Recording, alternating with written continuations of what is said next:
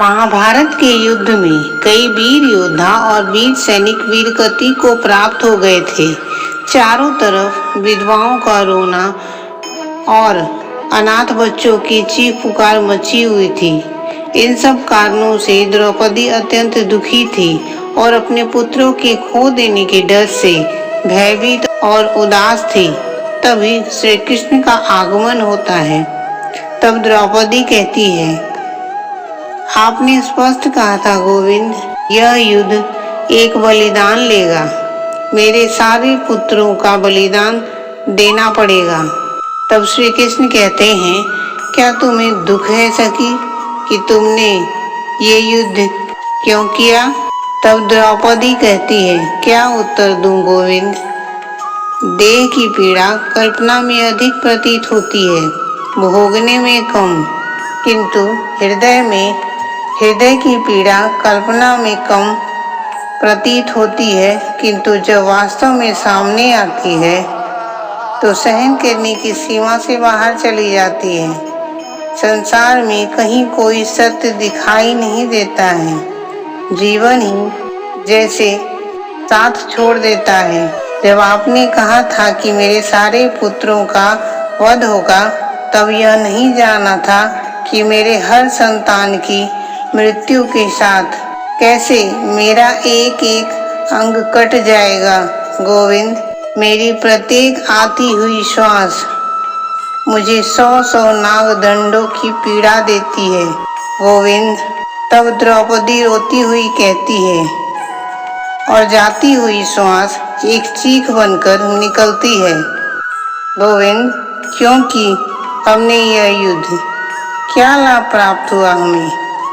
आप अपने चमत्कार से मनुष्य के व्यवहार में परिवर्तन क्यों नहीं कर दिया? गोविंद, सभी मनुष्यों को धर्म का मार्ग दिखाया होता। तब श्री कृष्ण कहते हैं, चमत्कार से आत्मा में परिवर्तन नहीं होता है सखी। आत्मा परमात्मा का अंश है और उसकी स्वतंत्रता की कोई मर्यादा नहीं है। धर्म के मार्ग पर चलना है या अधर्म के मार्ग पर, यह आत्मा निश्चित करती है और उसके उस निश्चय को कोई चमत्कार बदल नहीं सकता है। विचित्रता तो यही है सखी, मनुष्य स्वतंत्र है, किंतु वह बुद्धिपूर्वक विचार नहीं करता है। ना धर्म का विचार करता है और ना अधर्म का विचार करता है। वास्तव में वह केवल अपने से अधिक शक्तिमान का सत्ता स्थान पर बैठे व्यक्ति का अनुकरण करता है, अंध अनुकरण करता है। पिता का पुत्र अनुकरण करता है, गुरु का अनुकरण शिष्य करता है और राजा का अनुकरण उसकी प्रजा करती है। यही कारण है, जब राजाओं का अधर्म बढ़ता है तो उनकी प्रजा में भी अधर्म तीव्र गति से बढ़ता है। ये ऐसा ही समय था सखी, जब सुख संपत्ति सुविधाओं की भयानक लालसाएं थी।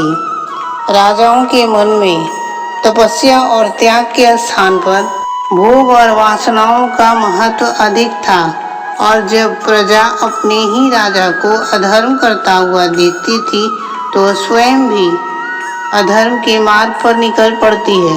विचार करो सखी, मगध, शेव,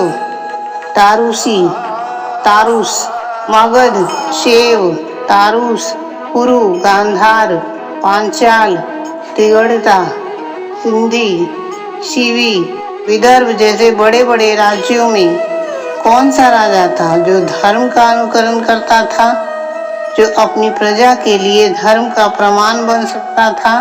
एक भी नहीं सकी। किंतु इतना विध्वंस क्यों गोविंद? कोई अन्य मार्ग नहीं था? द्रौपदी ने कहा। तब श्री कृष्ण फिर कहते हैं, नहीं सखी, इसी बात का तो दुख है। जिस वृक्ष पर कड़वे फल लगते हों, उस वृक्ष को उखाड़कर मधुर फल देने वाले वृक्ष लगाना पड़ता है सखी। उस वृक्ष को अधिक खान पान देने से या उसकी टहनियों को काट छाट करने से फल मधुर नहीं हो जाता है। आर्यव्रत का जो संबंध भूतकाल से था, उसे पूर्णतः काट कर नए भविष्य निर्माण करना अनिवार्य था। भविष्य को शुद्ध करने हेतु इस अशुद्ध वर्तमान को तोड़ना अनिवार्य है। आज रक्त से नहाकर यह संसार शुद्ध हो गया।